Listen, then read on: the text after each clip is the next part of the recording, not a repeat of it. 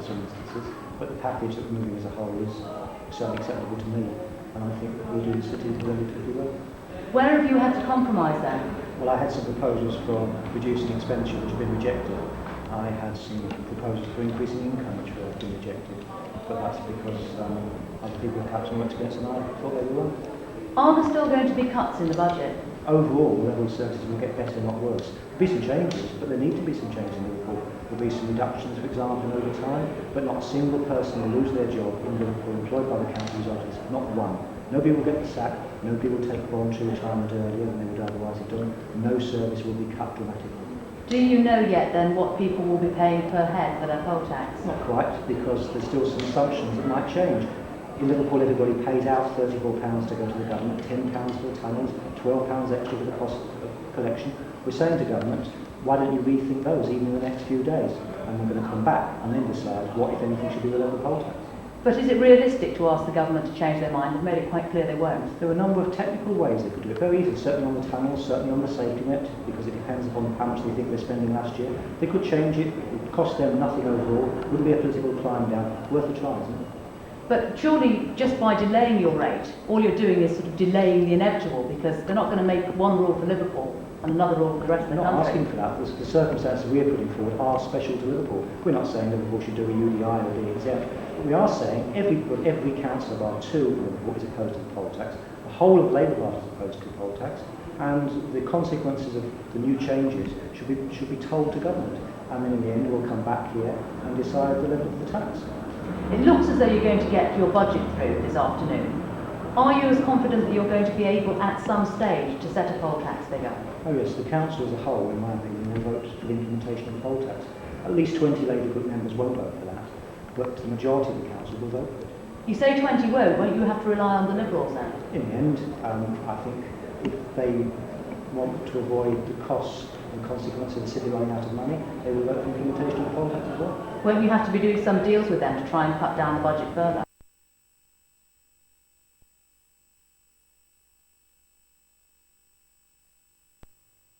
To suggest that militant are the only movement involved in it. Have some of your officials actually been travelling from area to area trying to whip up support? That is a ridiculous suggestion. How could we suggest that the hundreds of thousands who have marched against the poll tax in a peaceful manner are somehow carted from one area of the country to the other? It's ridiculous. There's a movement of over 1 million not paying in Scotland. We expect 10 million in Britain not to pay by the summer. There's hundreds of thousands who've already protested because they want to choose to feed their kids rather than pay Thatcher's poll tax. Have you actually incited people to go and bash down doors at town halls, to break glass, that kind of thing? Because those are the allegations that have been put to you. Absolutely not. Militant has never suggested nor condoned any acts of violence. But the fact is that for 2 years, whilst the militant have advocated mass non-payment to defeat Thatcher's tax, the press have hidden the movement against the poll tax. Now suddenly they discover the fact that millions have taken up the slogan of mass non-payment, and they want to discredit it by highlighting 1 or 2 isolated incidents which we know in no way condone. But presumably you are pleased to see a sort of a mass revolt against it. We're pleased to see people's power British style in revolt against the most hated legislation even Thatcher has ever introduced. We believe this could be the downfall not just of the poll tax but of Thatcher's government, and the removal of a class-ridden government which has driven people into debt and poverty. That's lovely. Can I just take your name, please? Richard Benson. Oh, is it Richard? I've spoken to you on the phone before. Oh, sorry. Sorry. Yeah, you talk to a sort of, you talk to somebody on the phone and you don't know what they look like. Juliet Bremner. Yeah, that's right. Yeah. Yeah. Oh, excuse me. Yes, can I? I'm filming for Mike Morris and the Poll Tax Federation. Chamber, if you want to come and see us in a minute. Fine, thanks. Can I ask you? Do you think there's been a media whitewash over the poll tax in Scotland? Well, for 2 years now, the Militant has been the only newspaper which has both reported the mass non-payment, the mass resistance movement in Scotland, and the media have deliberately hidden the fact that over 1 million have refused to pay on the grounds they're not prepared to be driven further into debt than they are already by this tax. And now, of course, we see that they're trying to create snide stories about violence, about intimidation, about militant orchestrating the whole thing. We proclaim the fact that when it comes to the choice between feeding and clothing our families or paying Thatcher's tax, If choosing not to pay the tax makes you a militant socialist, my plea is guilty and proud of it. And of course millions are taking up that movement. Yes, could you tell me what is actually happening to those people who are not paying their poll tax in Scotland? What legal measures have been taken against them in reality? Well, scare stories have been spread about imprisonment and so on if you don't pay your poll tax. But that's nonsense, because they've sent out their reminders, final reminders in Scotland, and then resorted to attempted warrant sales because they failed to, for instance, seize people's wages and freeze their bank accounts. The last resort has been attempted warrant sales, sending in the equivalent of bailiffs. Every time they've done that, a human barricade has been organised against the bailiffs and seen them off. The same will happen in England and Wales, so people should not be scared off by these scare stories that the Tories are spreading, and which unfortunately, I have to say, even some Labour leaders have begun to imitate and echo, the talk that you'll be imprisoned if you don't pay your poll tax. Yes, how do you feel about the Labour leadership's role in this incoming poll tax? Do you feel they've provided support, or how do you feel their actions have been? Well, first of all, I think that Labour's support in the population has risen massively, precisely because of hatred for the Thatcher's poll tax. Yeah. It's precisely because of the mass movement resisting the poll tax that Neil Kinnock has gone up in the ratings, and that the Labour Party has increased its share of the opinion polls. But unfortunately, Labour's leaders have not drawn that conclusion. They haven't, so far at least, come out plainly and clearly in the front rank of the mass non-payment movement, which is what they should do. Because it's not a question of breaking the law as a matter of principle. It's a question where people simply cannot afford to pay the poll tax, and therefore a bad law has to be defied. And the Labour Party would not exist but for the defiance against bad laws in the past, and the Labour leaders should remember that. Okay, so quickly, briefly, what conclusions can you draw from the weak action taken by the Labour leadership? What does that lead to in the future? You know, are you happy that they will be the next government? Well, we want a Labour government. We need a Labour government more than the Labour leaders themselves need it, because as working class people, militant supporters, need to rid society of the class-ridden millionaire capitalist party that the Tories are. And therefore we need a Labour government, but we want a socialist Labour government.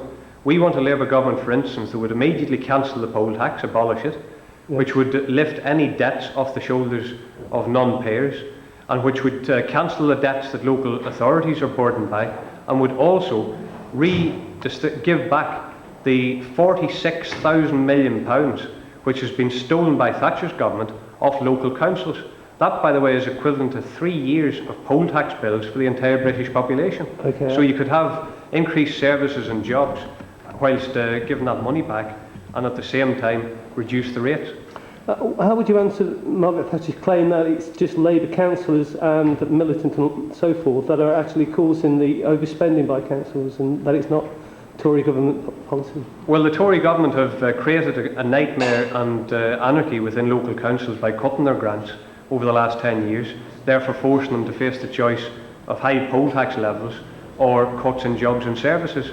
But of course they've come unstuck in their attempt to blame Labour authorities, because Tory authorities, including Oxford Council, which the Audit Commission admit is the lowest spending county council in Britain, that even there we see the revolt of Tory councillors fearful of their seats in revolt against Thatcher's poll tax. So the Tories have not been able to blame local authorities, and militant, of course, have always warned that the poll tax will face Labour authorities with the choice of fight the poll tax, refuse to implement it, or go down the road of either high poll tax levels or cuts.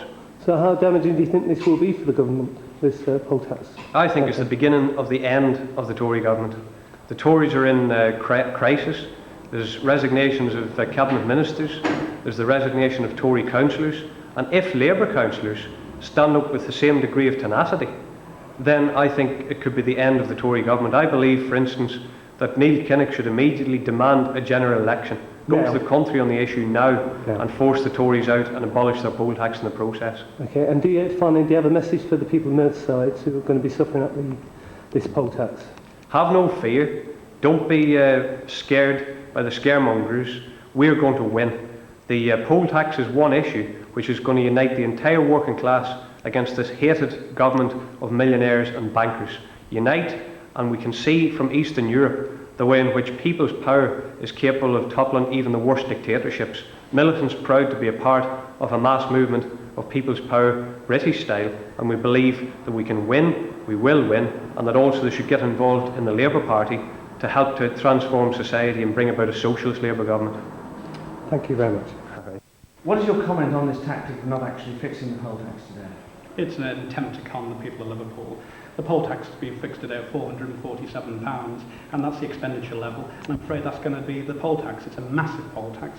The whole poll tax system is unfair, but it's a very high burden for Liverpool people to bear. Who do you blame, actually, for the city predicament? I blame a mixture of the Tory government for bringing in this draconian poll tax and the Labour mismanagement of this. Avoid an increase of that restriction. I say also that there is a